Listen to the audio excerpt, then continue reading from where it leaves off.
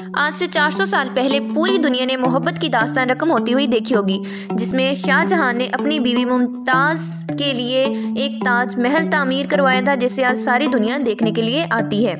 ये अपनी बीवी से मोहब्बत का अंदाज था जिसमें उसने अपनी बीवी के लिए ताज महल बनवाया।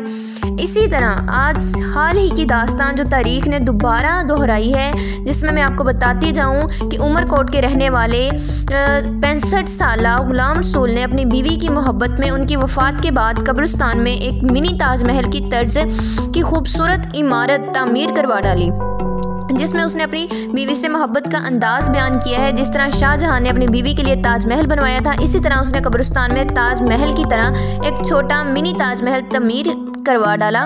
400 साल बाद एक और शाहजहां ने आगरे वाली इस मशहूर यादगार से कोई 800 किलोमीटर दूर सिंध के सहरा में एक नया ताजमहल खड़ा कर दिया है। आए इस मॉडर्न डे शाहजहां से मिलने पाकिस्तान के ज़िला उमरकोट के गांव डहिब्बू चले जाते हैं। उमरकोट का शाहजहां इस गांव में आप किसी भी रास्ता चलते शख्स से पूछें कि वो साहिब कहाँ रहते हैं जिन्होंने ताजमहल बनवाया है, तो कोई आपको हैरान आंखों से नहीं देखेगा। अगर वो पैदल हो तो इशारे से, और अगर साइकिल या मोटरसाइकिल पर हो तो आपके साथ चलकर घर के दरवाजे तक छोड़ के आएगा।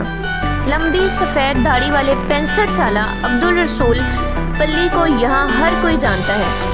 वैसे तो वो इलाके के बड़े ज़मींदार और 9000 एकड़ ज़मीन के मालिक हैं, लेकिन उनकी असल वजह शोहरत वो इमारत है जो उन्होंने गांव के कब्रिस्तान में अपनी बीवी की याद में बनवाई है, और वो उसे अपनी बीवी से बेपनाह मोहब्बत की याद का निशानी मानते हैं। लोग इस इमारत को दूर दराज से देखने आते हैं। इस तरह तो नाजरीन, जिस तरह शाहजहां ने मुमताज़ के लिए ताज महल बनवाया था और आज उसे पूरी दुनिया देखने के लिए आती है, इसी तरह गुलाम रसूल ने जो अपनी बीवी के लिए मिनी ताज महल कब्रिस्तान में तामीर करवा डाला, उससे भी देखने के लिए दुनिया दूर दूर से आ रही है। और इसी वजह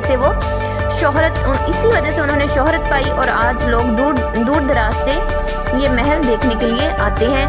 तो यही एक बात है जिसमें मोहब्बत की दास्तान रकम होती है कि एक शौहर अपनी बीवी से कितना प्यार करता था कि उसके वफ़ात के बाद उसने ताजमहल तामीर करवा डाला। कहने वाले ने क्या खूब बात कही है, इस तरह तो जुदा